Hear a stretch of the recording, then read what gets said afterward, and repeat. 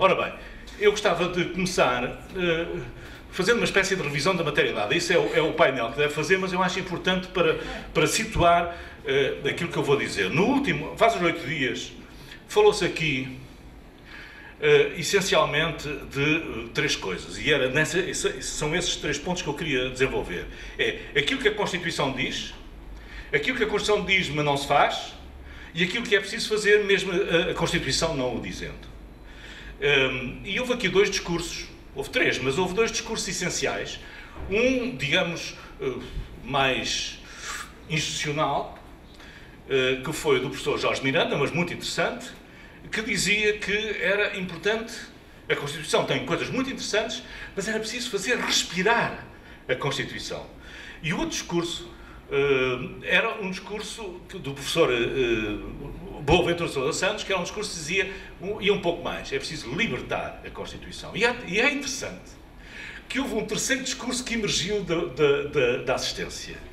E foi um discurso da assistência e julgo também do movimento. Foi um discurso que dizia assim, está bem, mas vamos ficar só... Então, e se a Constituição não nos resolver o problema, como é que a gente há de fazer? Ora bem, eu penso que na área da comunicação, e em particular do jornalismo, não queiram, portanto, que eu seja consultor. Eu vou falar do ponto de vista do jornalista profissional.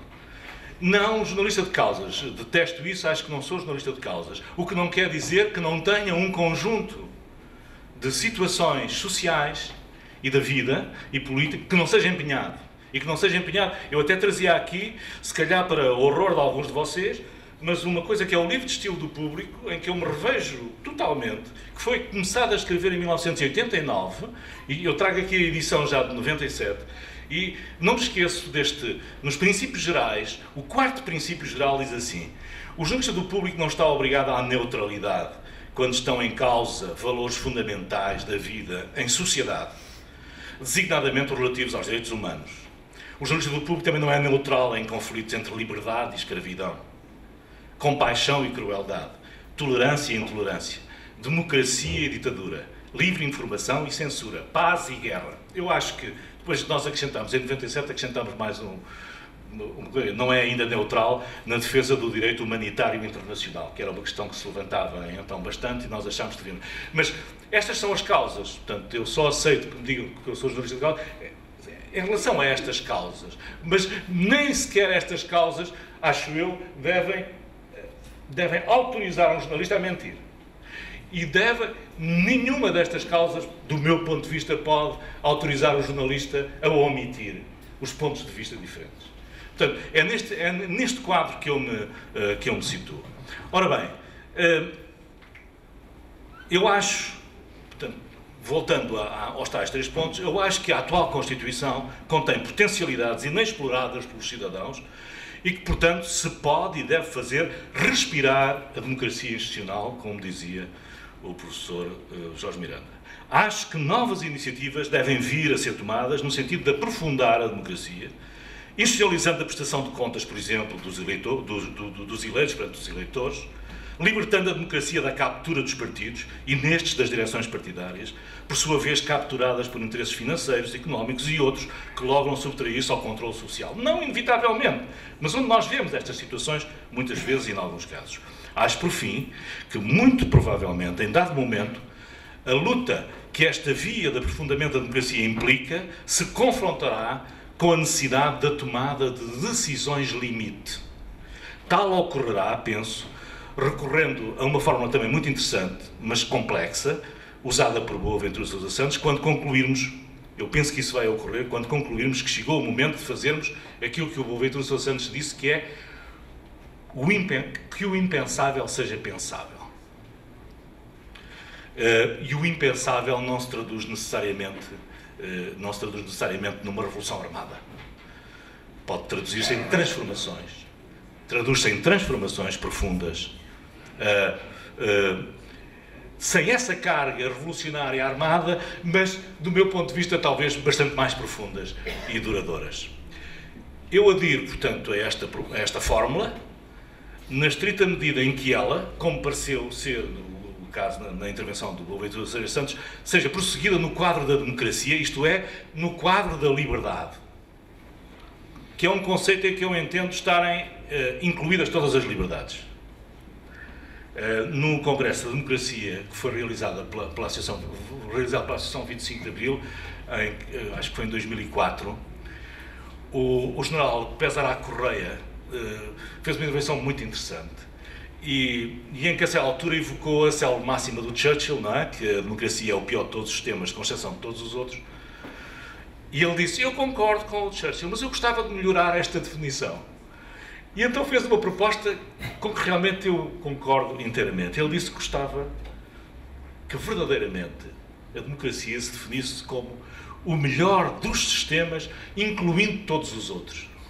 Eu acho que isso é o aprofundamento da democracia. Quer dizer, não é apenas ficarmos satisfeitos com um sistema que seja por... esquecendo os outros, porque os outros são tão maus. Não, seja por virtudes próprias, não é? E, portanto, que ele abranja tudo. Abranja o institucional, mas abranja também o participado. Ora bem, há três perguntas que me chegaram do painel, não sei exatamente qual dos elementos do painel, a que eu respondo no final. Mas, de qualquer maneira, as respostas que vou dar, aquilo que eu vou dizer aqui, julgo que estão lá implícitas as respostas. Em coerência com a minha introdução, vou esquematizar o que penso em 3 pontos. O que diz a lei, o que, apesar de consagrado na lei, não está a ser cumprido por constrangimentos políticos e económicos e até cognitivos, mas que há que vencer. Estou-me sempre a referir ao campo jornalístico, não é? Portanto, à área do jornalismo profissional. E o que não fazemos, e podíamos fazer, e, finalmente, um quarto objetivo, que vai, de algum modo, ao encontro de coisas que ouvi aqui, talvez seja um objetivo utópico, mas que eu penso que vale a pena perseguir, enquanto projeto concreto a instalar no terreno, num projeto, como também já foi dito, que não seja apenas português, né? Como eu acho que também não deve ser apenas portuguesa a democracia que nós estamos a tentar construir, alargar, ver implantada, aprofundada. Sou pena de não ser. E aí terminarei a minha intervenção. Portanto, o que diz a lei? Também neste capítulo, como se disse há 8 dias, eu acho que a Constituição de 1976 é magnífica. É muito avançada. Pessoalmente, eu até diria, uma vez que foi aqui recordado esse dia 25 de Abril, pessoalmente eu até diria, tenho contado sempre isso nas alturas do 25 de Abril, quando me pedem para evocar esse dia, vou dizer-vos, a liberdade de expressão foi a definição primeira que eu tive do 25 de Abril, lá embaixo, no Terreiro do Paço. Quando eu perguntei ao Salgueiro Maia, que conhecia porque tinha andado com ele no liceu, portanto, quando chego ao pé dele, nós tínhamos dúvidas, toda a gente tinha dúvidas. Aquelas centenas de pessoas, milhares de pessoas depois, que estavam ali, não sabiam, tinham uma percepção, mas não sabiam. E havia aí sinais, isto são 10 da manhã, e eu sou jornalista, portanto sou mais desconfiado. Não é? Quando vejo os militares com capacete e que era tudo cavalaria, eu penso isto pode ser o contragolpe do general Causa da Riaga. Portanto, era uma possibilidade, tinha sido, aliás, denunciada essa possibilidade por militares ligados ao movimento, o então Major Fabião. E, portanto, quando eu finalmente consigo falar com alguém que eu conheço e de quem não faço a mínima ideia se é do movimento ou não é do movimento, tínhamos andado no liceu em Leiria, isso não quer dizer nada, 6º e 7º ano, ele ainda por cima foi para a academia, desculpem, os militares estão aqui, não era propriamente um emblema foi para a academia militar, não é? E nunca mais o vi, e agora está ali à frente de carros blindados, e eu pergunto-lhe, Maia, de que lado é que tu estás? E o Maia, reparem uma coisa, estava-se naquela altura, os mais sofisticados já diziam, os militares estão aqui a fazer uma coisa corporativa e tal, isto é uma coisa, não sei o quê. Portanto, este Maia, que está a desempenhar o papel de operacional, até podia dizer, eu estou aqui a cumprir ordens, ou estou aqui a não sei o quê, o Maia diz-me, no Terreiro do Paço, não é já quando as coisas... É no Terreiro do Paço, o Maia diz-me assim, tu não tiveste que ir para o estrangeiro por causa de uma coisa que disseste na Rádio Renascença. E eu olhei para o Maia muito admirado. Não me passava pela cabeça que o Maia, militar, estivesse atento às coisas da Rádio Renascença. Era um programa chamado Página 1, que tinha sido mandado fechar e tal, não sei o quê. Eu disse sim. Epá, estamos a fazer isto para que ninguém mais tenha que sair do país por causa daquilo que diz, escreve ou pensa. Isto são 10h30 da manhã.